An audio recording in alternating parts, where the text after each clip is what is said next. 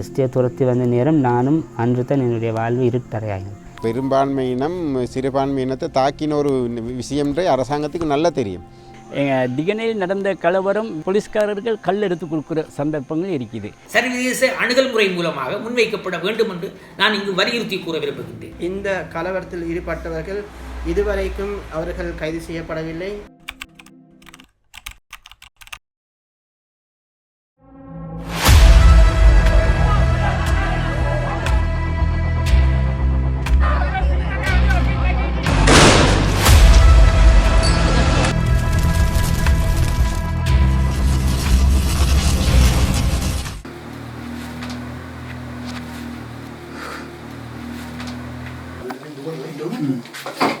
අයියා තාම නේද අයියා හොස්පිටල් අරන් ගියා.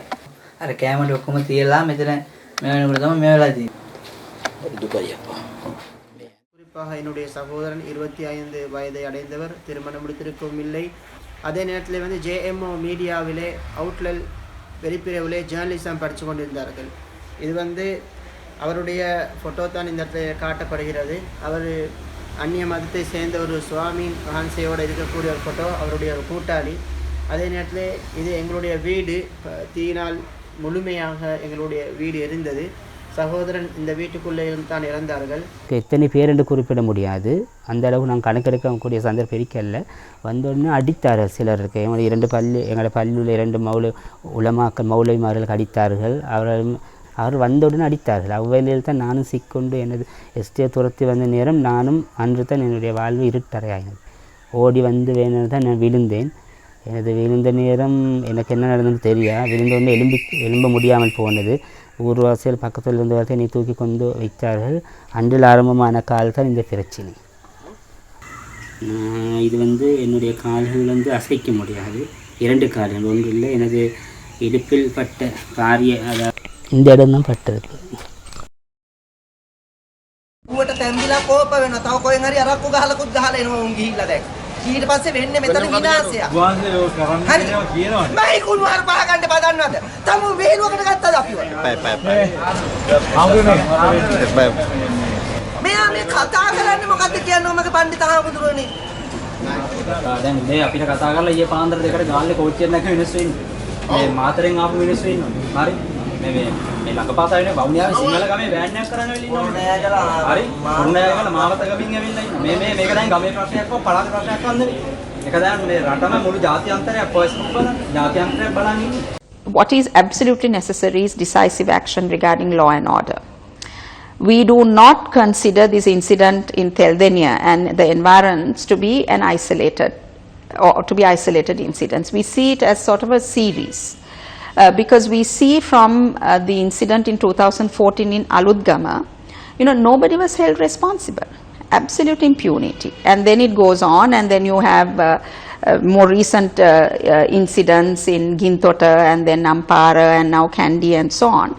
And in almost all these instances, what we see is a pattern. That is that there is some random, accident or, some such incident. And then outsiders come. It seems to be quite pre-planned. That's what we need to look at. துப்பாக்கிகளும் சீருடைகளும் முஸ்லிம்களை அச்சுறுத்தின. ஏனெனில் முஸ்லிம்களை வீட்டுக்குள்ளேயே அவர்கள் துப்பாக்கியுடன் சென்று உள்ளுக்கே முடக்கி வைத்தனர். இராணுவத்தினரும் போலீசார் அவர்கள் வெளியில் வீதிக்கிறங்க முடியாது. அவர்கள் தடுப்பரன்களை அமைத்தனர்.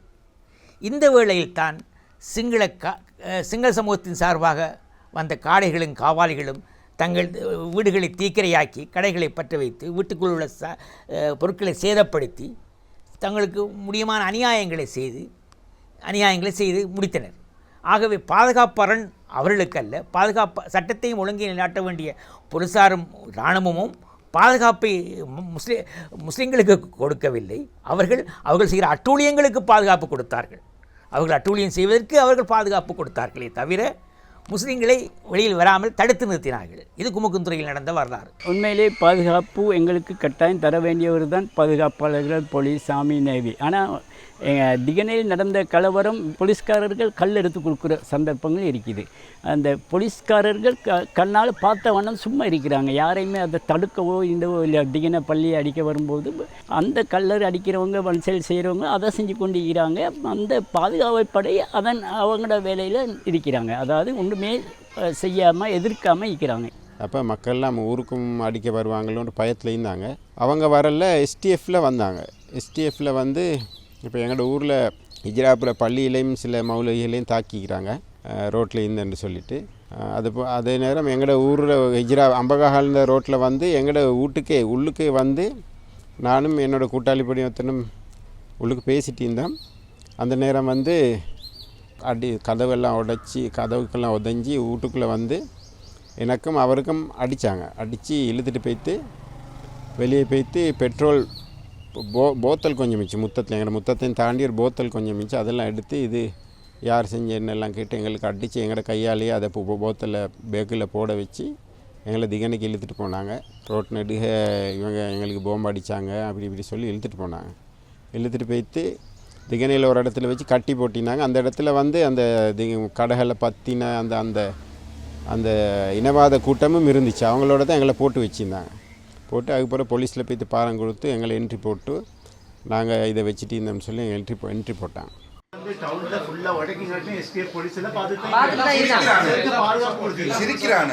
நேற்று ராவ் மெதமானூரில் கடை பத்த போல எஸ்டிஎஃப் பக்கத்தில் இருந்தீங்க. எந்த அளவுக்கு பாதுகாப்புன்றது என்ன விஷயம், அதிகாரம் என்ன, அரசாங்கம் என்னன்றது விளங்குது இல்லைங்க. நாங்கள் ஏமாளிகள் மட்டும்தான் எங்களுக்கு இப்போ முடிவாயிருக்கு. ඉදිරිපිට තමයි මේ ශිල්ප දේවල් සිදු වුණේ. මේක තිබුණා, STF එක තිබුණා, ආර්මි එක තිබුණා, පොලිසිය තිබුණා. මේ ඔක්කොම තියාගෙන තමයි ගැහුවේ. ඒක වහන්න දෙයක් නැහැ. ඔව් මම ඒක වගකීමෙන් කියන්නේ හිටපු ජේෂ්ඨ නියෝජ්‍ය පොලිස්පති කියලා මූලස්ථාන පොලිස් පාලිතක දක්වාම හිටපු සියලුම නිලධාරී කරපු දේ තමයි අපි සියලු භික්ෂුන් වහන්සේලා පළාතේ සියලු භික්ෂුන් වහන්සේලා පොලිසියට කැඳවලා අනිත් සිංහ පොලිසියට කැඳවලා දේශපාලන පක්ෂ කැඳවලා මේ දෙකම ඇති කෙරුවේ ඒ පොලිසියේ හිටපු නිලධාරී කියන එක මේ ලෝකයේ ඕන තැනක සාක්ෂි දෙන්න මම සූදානම්යි. අනිවාර්යයෙන්ම මම මේක බය නැතුව පිටපත් කරනවා. මම බය නැහැ. මේ ආණ්ඩුවලට බනිනවා, ආණ්ඩුවට බනිනවා, විපක්ෂයට බනිනවා, එතකොට රාජ්‍ය නවන සංවිධානවලට බනිනවා. ඉතින් විවිධ එක්කනට ඇඟිලි චෝදනා කරගන්න එහෙම සිද්ධියක් මෙතන නැහැ. පොලිසිය තමයි මේක සම්පූර්ණම මෙහෙवला මේ විදිහට තත්ත්වයක් ඇති කෙරුවේ. පොලිසියෙන් තමයි අමිත් අයියට මේ වෙලාවේ එන්න කියලා කතා කරේ. DIG මහත්තයා තමයි නුවර DIG මහත්තයා තමයි අමිත් වීරසිංහ ඔයා මේ වෙලාවේ පොඩක් මෙතන එන්න කියලා මේ ප්‍රශ්නයට පටලවුයි DIG මහත්තයා කියන එක මම තරේ කියා සිටින්න කැමතියි. ඒ කියන්නේ කවදාද වැඩේ එදා තෙල්දෙණිය සිද්ධිය සම්බන්ධව. ඒ කියන්නේ කාටද වයිසි මහත්තයා කෝල් කරලා කිව්වේ? අමිත් වීරසිංහ මගේ මහත්තයා. ඒකට දුරකථන අංගය ඔක්කොම ඇති නේද? ඒකේ දුරකථන. ඔව්. ඒ හැමදේම ඔප්පු කරන්න මම සූදානම්.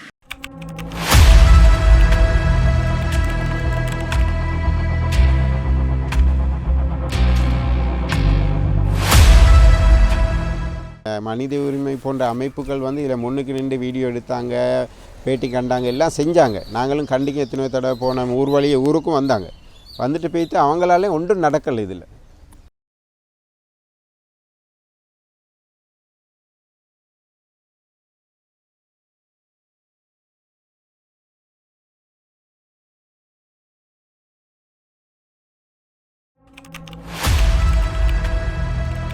திகனையில் நடந்த இனக்கலவரங்கள் தொடர்பாக விசாரணை தெல்தெனி நீதிமன்றத்தில் விசாரிக்கப்படும் பொழுது அந்த வழக்குகளை இனக்கலவரம் தொடர்பான வழக்குகளை விசாரித்து வந்த நீதிபதி கூடுதனியைச் சேர்ந்த ஒரு முஸ்லீம் நீதிபதி.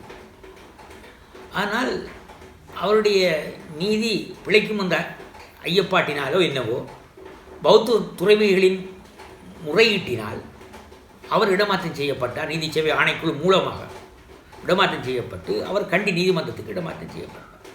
அதன் பின்னர் அதற்கு பதிலாக ஒரு சிங்கள நீதிபதி அங்கு நியமிக்கப்பட்டு விசாரணையை முன்னெடுத்து சென்றார். ஒரு பெரும்பான்மையினம் சிறுபான்மையினத்தை தாக்கின ஒரு விஷயம்ன்றே அரசாங்கத்துக்கு நல்லா தெரிஞ்சால் இதில் தலையிட்டு இவங்களுக்கு அநீதி நடந்திருக்கின்ற அரசாங்கமே தலையிட்டு இந்த வழக்கை முடிச்சிக்கணும். இது வரைக்கும் முடித்து எங்களுக்கு அநியாயம் செஞ்ச விட நாங்கள் போட்டிக்கிற என்ட்ரியை இன்னும் என்னண்டாலும் கேட்கல.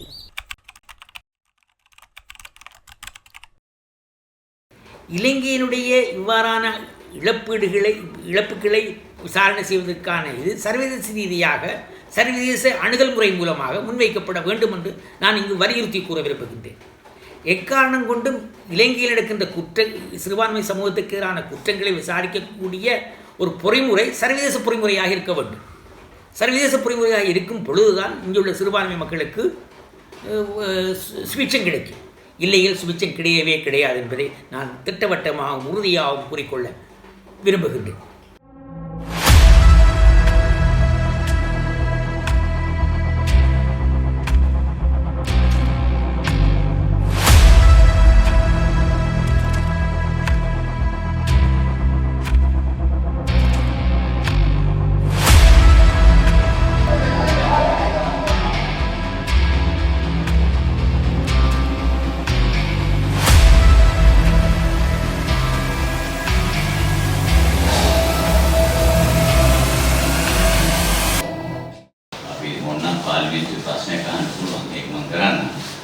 වාර්ෂිකව වාර්තා පාර්ලිමේන්තුවට ලබා දීමේ අවශ්‍යතාවයක් තියෙනවා මානසික කොමිසමට. ඉතින් මේ වාර්තාව ලබා දෙද්දී මේ පිළිබඳව ප්‍රගතිය කුමක්ද කියන එක මම විමසීම අපේ ඒක අපේ වගකීමක් හැටියට කරන්න පුළුවන්. අපි මේ අර සිද්ධිය පරණයි දැන් එක වැඩක් නෑ කියලා නෙමෙයි. මේ සියලුම සිද්ධි ඉදිරියට ගෙනියන්න ඕන.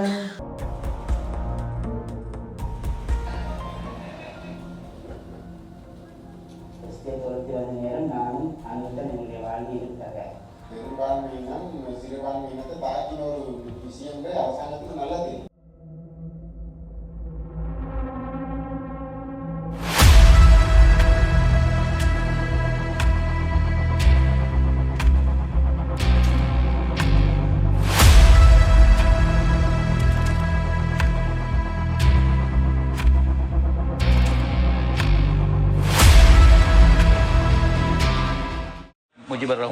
ගරු කතානායකතුමනි, දැන් ඔබතුමා දන්නවා මේ රටේ මේ ස්වාධීන කොමිෂන් සභා සියල්ලම ව්‍යවස්ථාදායක සභාවේ යටතේ ඔබතුමාගේ යටතේ නිරීක්ෂණ වන මේ ස්වාධීන කොමිෂන් සභා තිබෙනවා. ඒවට ඔබතුමා ව්‍යවස්ථා සභාවේ සභාපතිවරයා හැටියට ඒකට අවශ්‍ය නිලධාරීන් පත් කරන්නේත් ව්‍යවස්ථා සභාව මගින්.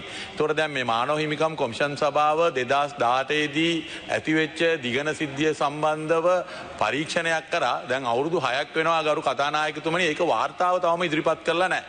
එදම ඔබතුමාගේ අවධානය යොමු කරනවා. ඒ ගැන සොයා බලයි වාර්තාව ඉදිරිපත් කරන්න.